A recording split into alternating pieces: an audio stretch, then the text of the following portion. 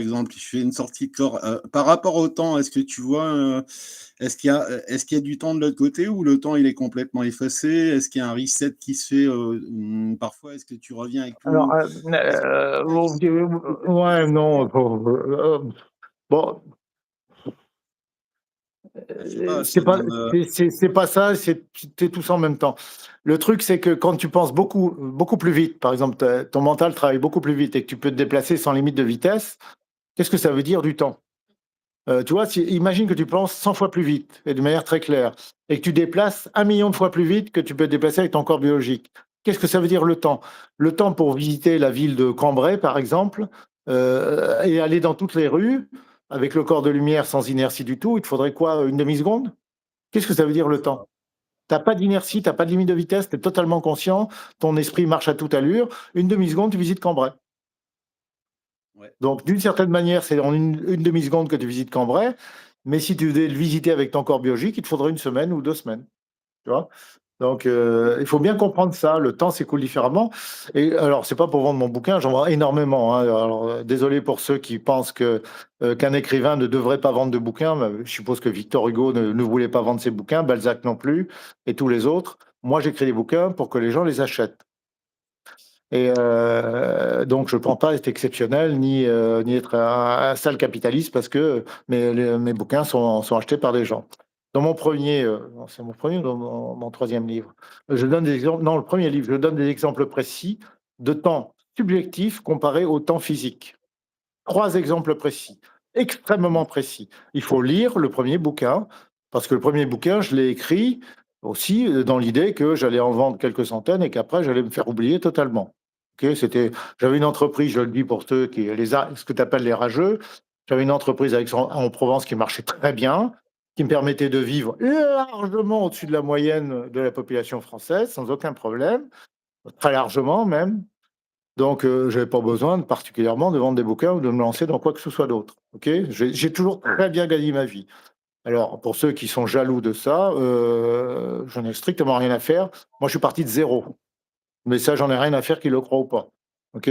Moi, quand j'étais étudiant, je comptais les centimes. Quand je trouvais un centime, à l'époque, c'était des francs par terre, je le ramassais. Et j'étais content de le trouver. Donc, j'ai réussi par mon travail. J'ai toujours gagné de l'argent dès que j'ai commencé à travailler.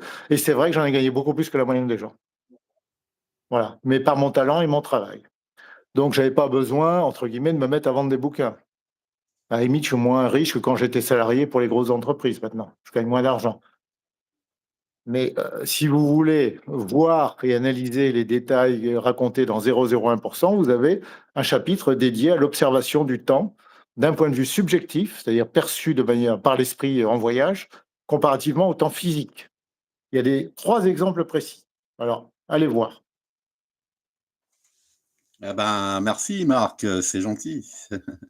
Eh, quand tu as parlé de Cambrai, ça me fait rire, j'habite, à quelques pas de Cambrai, Marc. Alors je sais pas si c'est par rapport à moi que tu as parlé de Cambrai, mais j'habite à Non, côté de Cambrai. j'ai dit ça au hasard.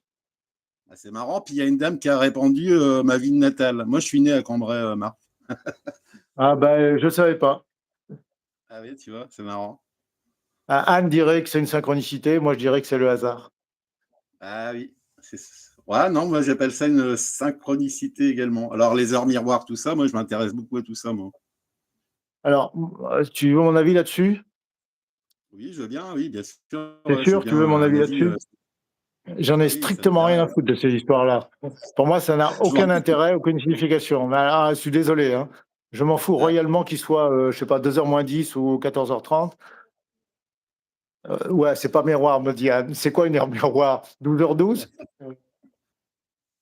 Euh, Si tu veux, ça m'en bouge une sans me déplacer l'autre, comme dirait Chirac. alors Marc, par rapport à il y a des signes également, il y a des moments, il y a des signes également. Par exemple, une plume qui tombe, je ne sais d'où, il y a pas d'oiseau qui passe à ce moment-là, tu demandes un signe, il y a une plume blanche qui tombe. Est-ce que tu penses à des trucs, Alors, il y a peut-être un oiseau qui est passé, mais la plume a mis un moment à tomber. Mais je vais quand même raconter une synchronicité, là, pour le coup, qui, sur le coup, m'a frappé. Parce que, bon, tu sais, les plumes, si un oiseau vole à 300 mètres, elle met un certain temps à tomber quand même. Bon, bah, et encore une fois, moi, je suis un foutu enfoiré de rationnel. Mais je racontais une histoire qui m'a frappé. J'étais en train de lire un bouquin d'Elisabeth Kubler-Ross sur ma terrasse. dans mon immense maison, parce que évidemment